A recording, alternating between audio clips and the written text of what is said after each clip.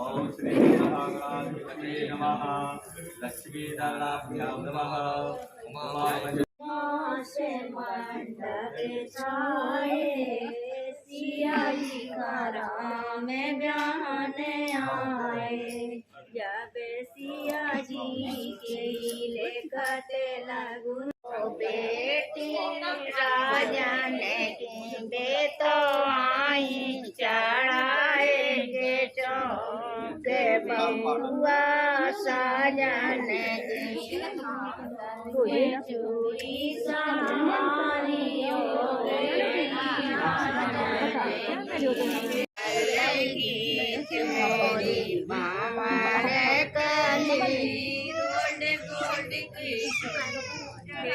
चढ़ा देने जे कसर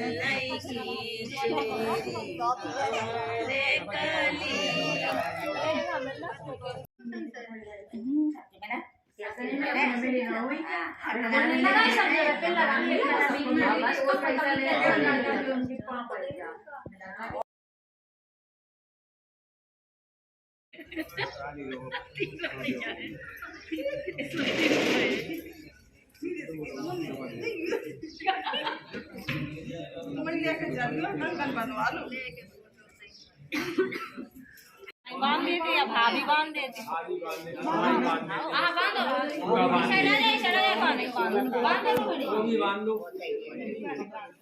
थोड़ी पन्नी की और दे दियो चाची नहीं बांधनी ना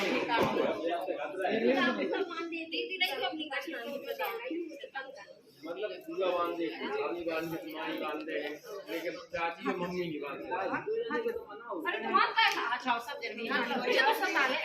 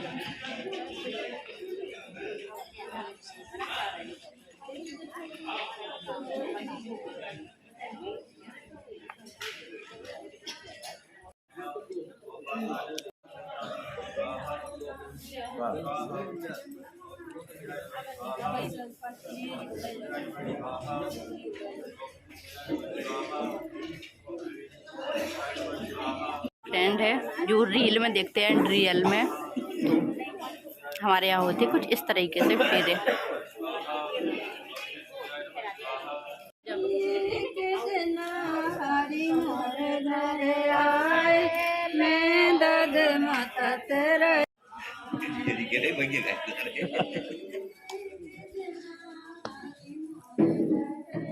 सारे काम छोड़ के इम्पोर्टेंट है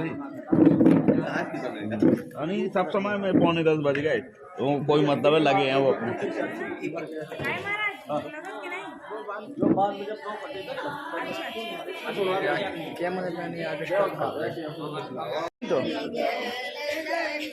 छोटे भाई साहब देख नहीं रहे जगह नहीं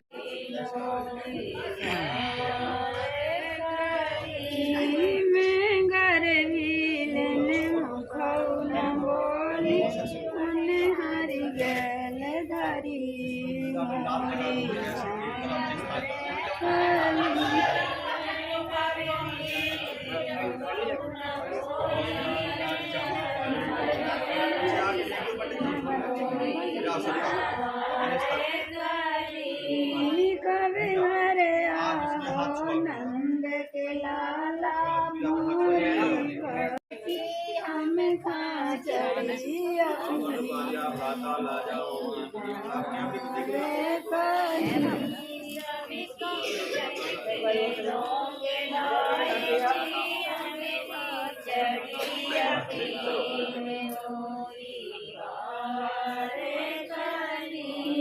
सभी माँ के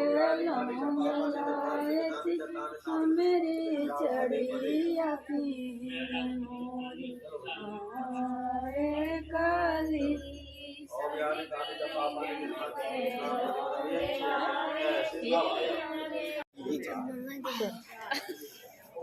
नाम लिख ले सोम सोनी। स्वागत हाँ वही तो लिखा जाता आशुतोष सोनी असली नाम।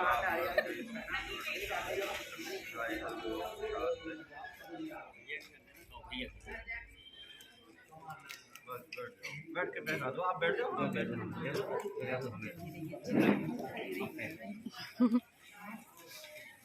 संजीवनी देते हैं।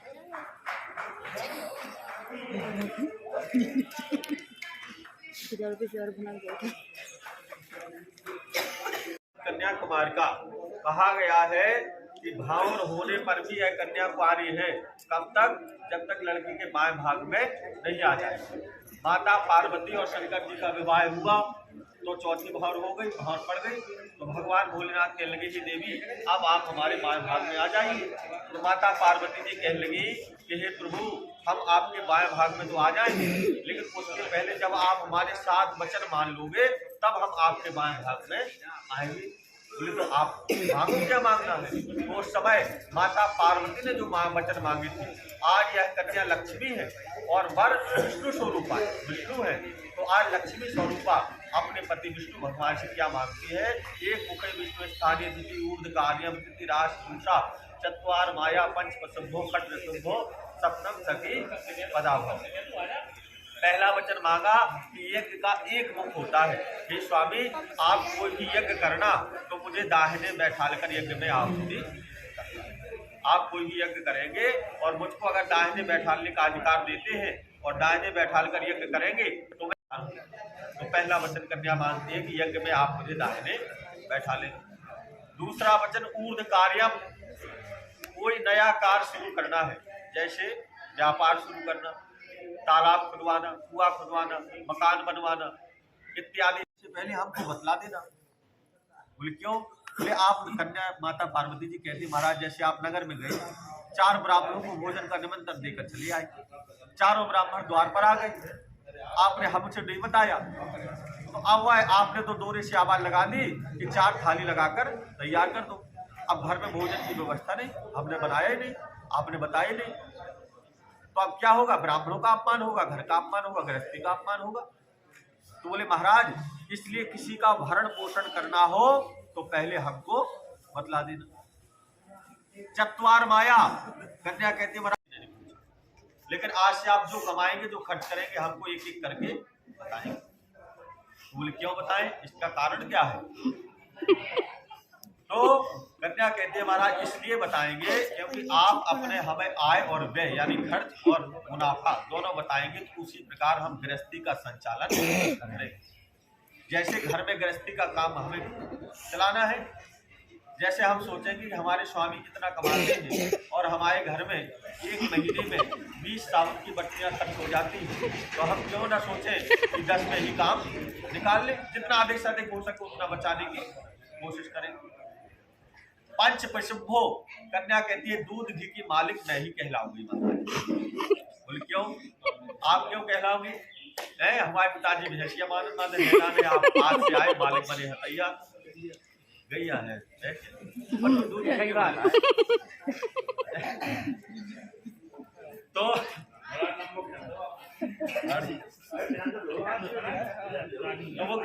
उसको थाली लगाकर हमको देना है। आप मालिक रहोगे तो किसी दिन दूध, किसी दिन दही, किसी दिन लस्सी, किसी दिन घी संग्रह की कहीं कोई गुंजाइश न रहेगी।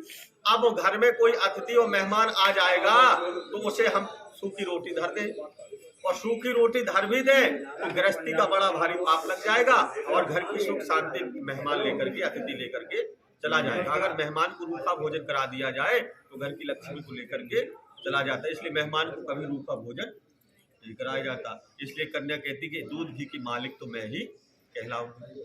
खट ऋतुभो, छठवां वचन कहा अनुकूल चलना, यानी जिस प्रकार का समय हो उस प्रकार से चलना चाहिए।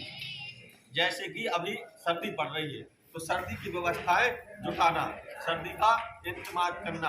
ऐसा नहीं कि आप सोचो कि हम आज ही अपने घर में कूलर लगवा लें, पंखा लगवा लें। जिस चीज की ऋतु है, जिस चीज की आवश्यकता है, जिस प्रकार का समय है, वैसा चलना चाहिए। खट ऋतु। सातवां वचन कन्या कहती है महाराज सप्तम सखी पदाभव, गलतियां सबसे होती है और हमसे भी हो जाएगी। हम रोज खाना बनाएंगे, हो सकता है एक दिन नमक अधिक हो जाए या कोई दूसरी गलती हो जाए, नमक वाली गलती नहीं, कोई और गलती हो सकती है।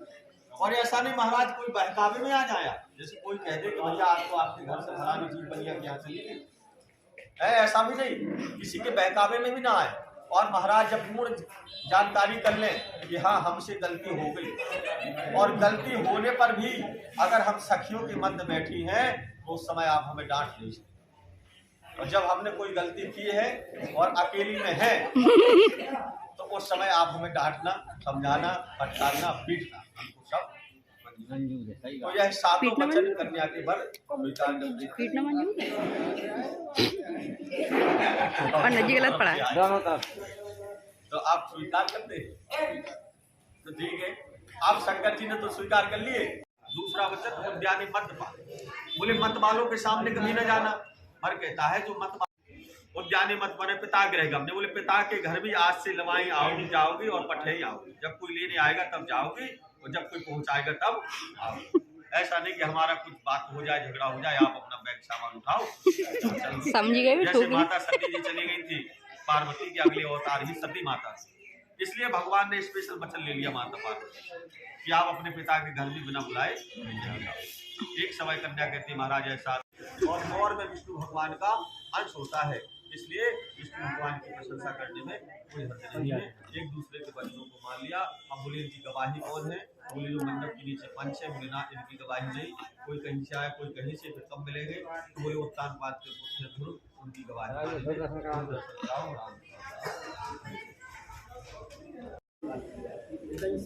आप हाथ डालिए चाची, हाथ डालिए आप, हाथ डालिए। ओम सिंदूरम उत्तमम श्रेष्ठम सिंदूरम श्रीवदतम सिंदूरम कन्या सौभाग्यवती शुभदायकः। तीन बार ओम सिंदूरम उत्तमम श्रेष्ठम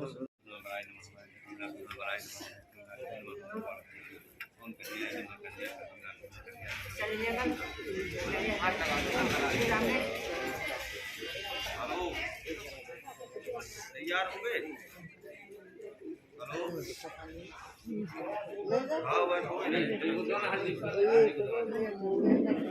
उनको आगो बाहर और ये आ जाओ और गेम लगा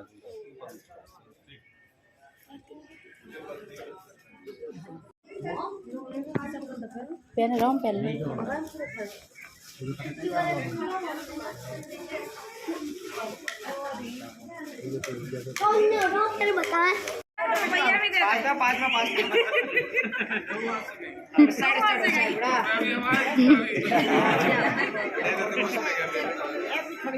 सीधे खड़ी हो, फोटो खिंचवाओ बढ़िया।